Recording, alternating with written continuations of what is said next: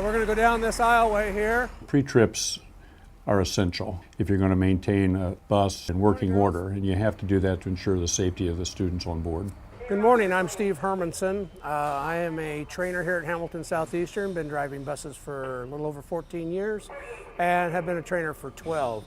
To inspect my bus, I would be checking the front of the bus to make sure it's sitting level, there's no leaks underneath the bus in the front. I'd also be checking all of the lights, that they will be clean, not cracked or broken. I'd be checking the driver's window for cracks or breaks, checking our steering gearbox, steering columns, steering linkages, leaf springs, tie rods, shock absorbers. I'd go down the side of the bus, check all the passenger windows to make sure there is no damage to those. Windows are clean and not cracked or broken. I would go to the rear wheels, the duals, basically checking for the same thing on the front tires, except we do have a air ride suspension in the back, checking the airbags that they are not cracked or frayed or leaking back there. Going around the back of the bus, again, from the back of the bus, we're going to make sure the bus is sitting level and there's no leaks back there, which includes oil, transmission fluid, power steering fluid, and coolant. Be checking our belts back there to make sure they're not cut or frayed. They are at the right tension. Be checking the alternator, air filtration system, fluids back there also. We're checking oil, transmission fluid, coolant, power steering fluid. Making sure all the clearance lights are illuminated. The back tire areas, the front tire area, to where we would be checking basically same things on the other side that we did. And at that point we would enter the bus to begin brake checks and switches. This particular bus, they all have their diesel, so they have what we call glow plugs. Tells me when I can start the bus. There's a wait to start light. When that goes out, I'm able to start the bus.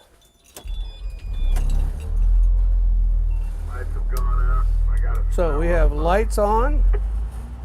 We are going to set the high idle so that I can build my air pressure up to 120 to 140 psi.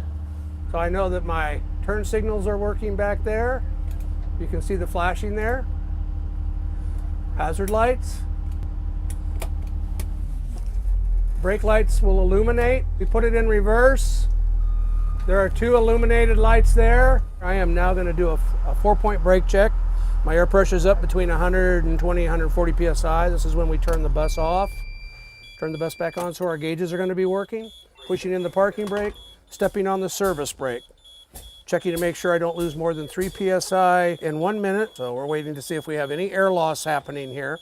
If that was the case, we would have to come in and have the garage mechanics look at it. So now I'm going to pump the brakes down to approximately 60 psi, and I will get a low air warning light or buzzer. It will show up right here. There's the low air warning light. Pumping it down to approximately 40, then the parking brake should pop out. And that would stop the bus if you had that low of air pressure happen. The first thing you're going to get is that warning. Then the bus will stop when this pops out. So now we are going to start the bus again. And we are going to activate our yellow ambers. As I can see, our yellows are working. And now when I open the door, we will have our stop arms and all our reds come on. I'm going to check the windshield wipers and blades and arms, make sure that they are in good shape. And this is when I do a walk around to check wheel wells and I'll make sure all my lights are working.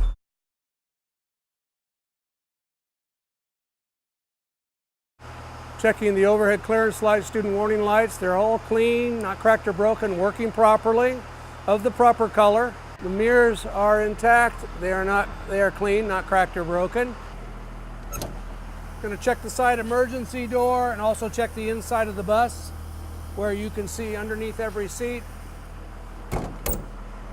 Checking with the bus running, checking for leaks. Tension looks good. And we'll close this down.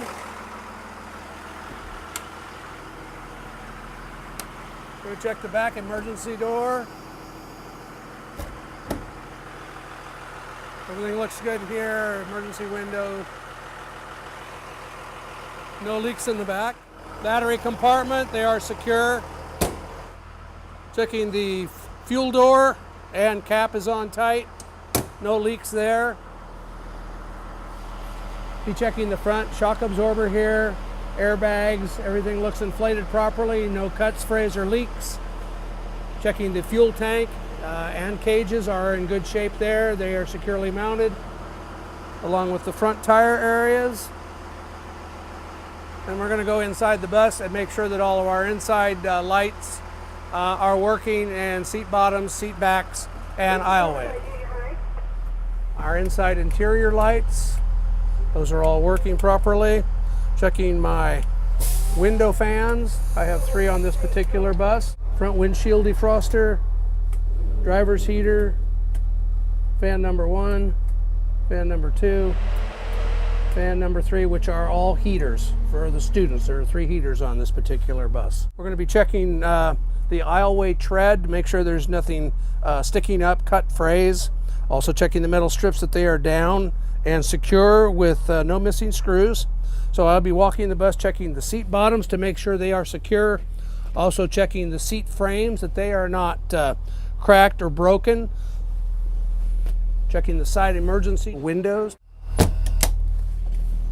Checking the seat bottom still, and we're going to check the side door from inside.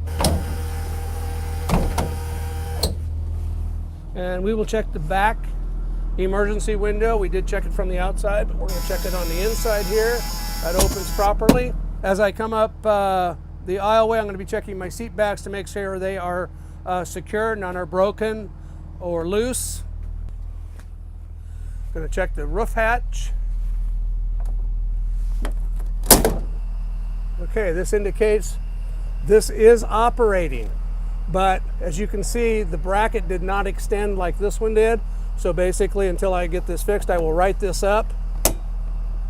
We push that up so we can shut this down.